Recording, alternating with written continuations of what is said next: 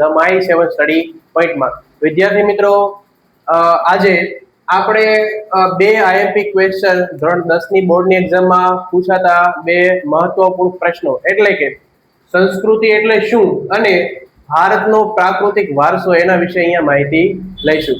જ્યારે તમને હું કોઈ પણ ટોપિક સમજાવતો હોય ત્યારે તમારે એમની શોર્ટ નોટ બનાવવાની છે અને સાથે સાથે અંડરલાઈન પણ કરવાની છે, જેથી કરીને તમે જ્યારે રિવિઝન કરો ત્યારે તમને સરળતા રહે. તો ચલો આપણે પહેલો ક્વેશ્ચન જોઈએ.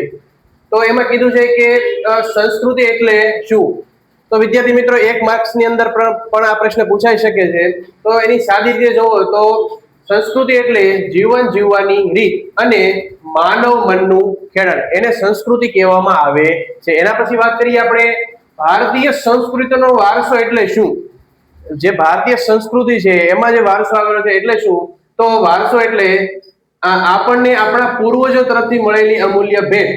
મેં તમને પહેલા જ વાત કરી હતી કે જે આપણને આપણા પૂર્વજો તરફથી આપણને મળે છે, જે અમૂલ્ય ભેટ મળે છે એમને વારસો કહેવામાં આવતો હોય છે. એના પછી વાત કરીએ વારસાના બે વિભાગો હોય છે વિદ્યાર્થી મિત્રો. એમાંનો એક વિભાગ છે ભારતનો પ્રાકૃતિક વારસો અને ભારતનો સાંસ્કૃતિક વારસો. એમાંથી અહીંયા આપણે ભારતના પ્રાકૃતિક વારસા વિશે માહિતી લઈશું. હવે આપણે પ્રશ્ન થશે કે ભારતનો પ્રાકૃતિક વારસો એટલે શું.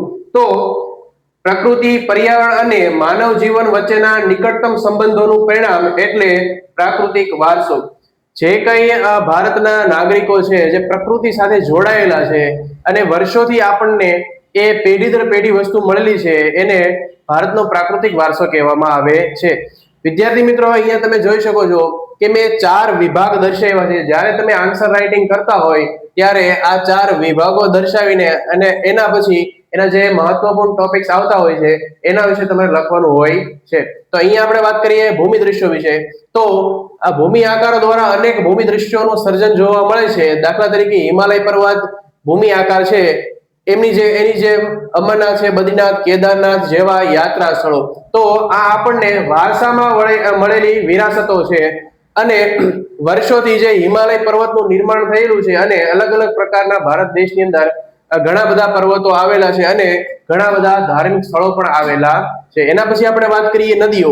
તો પ્રાચીન કાળથી નદીઓ પ્રાકૃતિક માર્ગ પૂરો પાડતી રહી છે. સિંધુ, ગંગા, યમુના, નર્મદા, સરસ્વતી, કૃષ્ણા, કાવેરી જેવી નદીઓ જે પ્રાચીન કાળથી આપણને આજ સુધી એ નદીઓ મળેલી છે અને નદીઓને આપણે લોકમાતા તરીકે માનીએ છીએ. એના પછી આપણે વાત કરીએ વનસ્પતિ જીવન. તો ભારતની પ્રજા પ્રાચીન સમયથી પર્યાવરણ પ્રેમી રહી છે. વડ, પીપળો, તુલસી જેવી વનસ્પતિઓ ઔષધીય અને ધાર્મિક આસ્થાની દ્રષ્ટિએ મહત્વપૂર્ણ છે. તો વર્ષોથી વિદ્યાર્થી મિત્રો જે વનસ્પતિ જીવન છે એને આપણે વારસા તરીકે મળેલી અમૂલ્ય ભેટો છે.